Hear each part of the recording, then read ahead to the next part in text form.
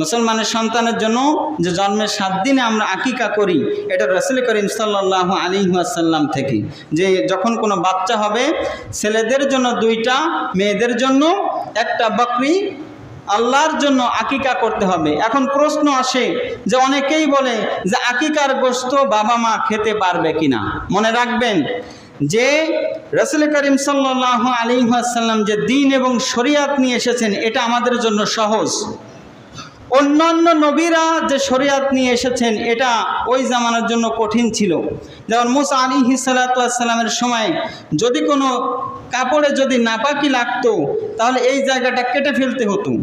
আমাদের সময় যদি কোনো নাপাকি লাগে তাহলে এই জায়গাটা ধুয়ে ফেলতে হয়। তাহলে শরীয়ত আমাদের জন্য সহজ না কঠিন?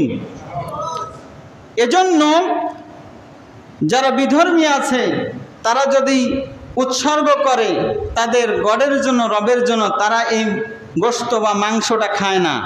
তাদের মধ্যে আমাদের মধ্যে পার্থক্য হলো যে আমরা আকিকা যখন করি এই গোশতটা সবাই খেতে পারে, সুবহানাল্লাহ। এবং বাপ মা যারা আছে, পিতামাতা যারা আছে, এই গোশতটা তারা আরও বেশি খাবে, এটা তাদের হক। তাহলে জন্মের 7 দিনে রাসূল করিম সাল্লাল্লাহু আলাইহি ওয়াসাল্লামের আকিকা করা হয় এবং তার নাম রাখা হয় মুহাম্মদ।